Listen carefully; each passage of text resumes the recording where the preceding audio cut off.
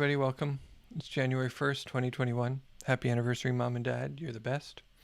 I'm Daniel Shankin, also known as Tara Brach of Mount Tam Psychedelic Integration, and I wanted to share this story with you that I first heard from Tara Brach, who wrote Radical Acceptance. I can't find her version of it on the internet anywhere. I would just share that, but I want you to have access to the story, and I think it's better told than read. It's told better by Tara, but I'll do my best. Comes from Russia.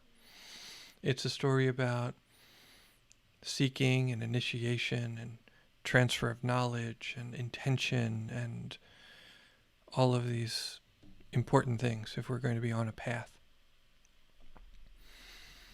So the story goes, if you don't know about Baba Yaga, she is this witch that lived in the forest, the deep, spooky forests of somewhere in Russia, Ukraine, Siberia, I don't know. But picture the kind of woods that like a really powerful witch would live in, and that's where she is. And it's said that even the fence around her house was made of bones. So maybe some little Kali energy there, perhaps, if we're going to go cross-cultural. And she would occasionally help people, right? She was sometimes helpful. She would sometimes, help people, break curses or, give birth to children or other things like that. But, sometimes she would teach you, she would offer you wisdom and learning. But, it was 50-50 because she might just eat you too. So it was you're really taking your life in your hands if you're going to see Baba Yaga. So this is a story about 3 people that came to study with her. And so, picture the first prospective student rolling up as a little bit mousy, a little bit sort of bowed, around the neck and shoulders, shy. And they go to see Baba Yaga, and she looks at them and says, "Are you here on your errand or another's?"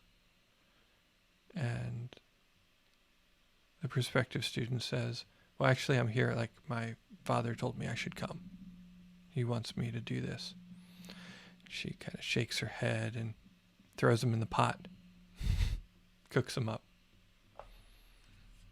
And so some time passes, however much time, and a second prospective student shows up, brave and proud, white horse, fine clothes.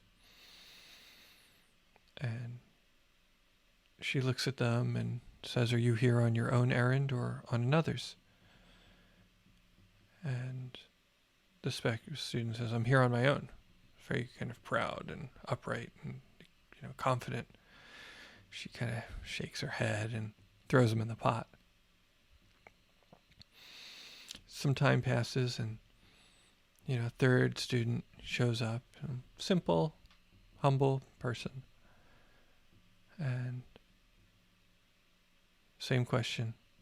"Are you here on your own errand or on another's?" The prospective student says, "Well, I'm here partly on my own and partly because of some other people and partly because the forest and partly because the moon, and there's some reasons that I've forgotten right now, and really, to be honest, I don't know." And she looks at the student, nods, says, "You'll do," brings them in and teaches them her ways. And I think this is a good story, as we approach learning, as we approach our journeys and our voyages, to be honest about what we know and what we don't know and why we're showing up and, what we're making up and what's perhaps part of the cognitive mind or what are projections from the past or expectations from the future, and, what is just the mystery of the forest, and how we are drawn to the mystery of the forest of our own hearts and minds. And so I hope you enjoy. I hope you enjoyed that story, and I hope you can gain something from that headspace and mind space. check us out at tamintegration.com. We have free and donation-based psychedelic integration circles where you can tell your story, and everybody's really nice. Instagram's really funny. Twitter, all the things. Much love to you. Much love to you, and all of the blessings in the world. Thanks.